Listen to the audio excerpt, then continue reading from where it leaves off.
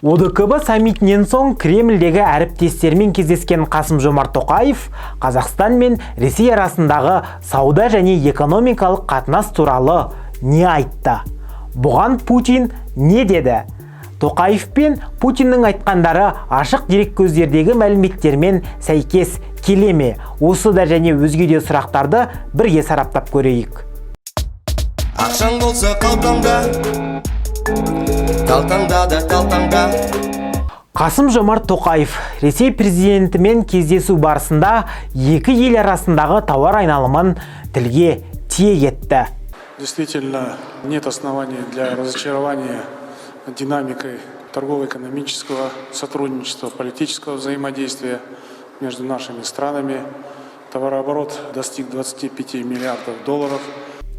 Қазақстанның ұлттық статистика бюросының ақпаратына сай, 2021 жылы расымен де жалпы сауда айналымының көлемі 24,2 миллиард ақш долларын құраған. Ал дәл осы статистика Ресейдің федералды кеден қызметінің деректері бойынша 25 миллиард доллар болған. Сонда екі ортадағы 800 миллион доллар қайда?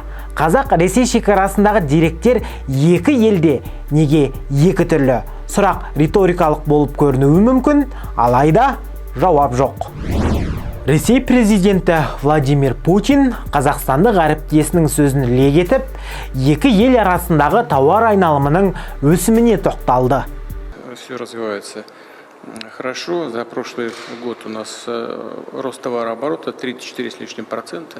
Бұл жолы да қос елдің тиісті органдарының жүргізіп отырған статистикалық деректеріне назар аударамыз. Бұл жолы Қазақстан тарабының дерегі бойынша өсім 29% болса, Ресей федералды кеден қызметінің ақпаратына сай өсім 34%. Тағы да екі елдің дерегі екі түрлі және аралықтағы сальдо небәрі 5% дерсіз. Бірақ бұл экономикалық тұрғыдан алғанда миллиардтаған ақша. Осыны да ескеру керек сияқты. Путин кездесу барысында Қазақстан компаниялары Қазақстан экономикасына 17 миллиард доллар инвестиция салғанын да айтып қалды. 17 миллиардов примерно долларов проинвестировано российскими компаниями в экономику Казахстана.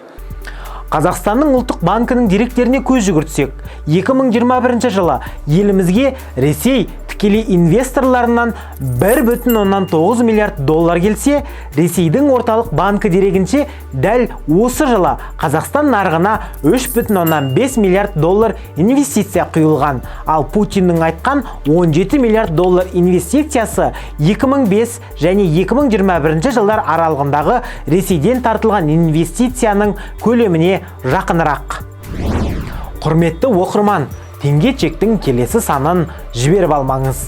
Егер тақырып көңіліңізден шықса, фактчек KZ-тен материалымыздың толық нұсқасын оқи аласыз. Әлеуметтік желімізге тіркеліп, видеомызды бөлісіңіздер. Теңге тиыннан құралатынын естен шығармайық.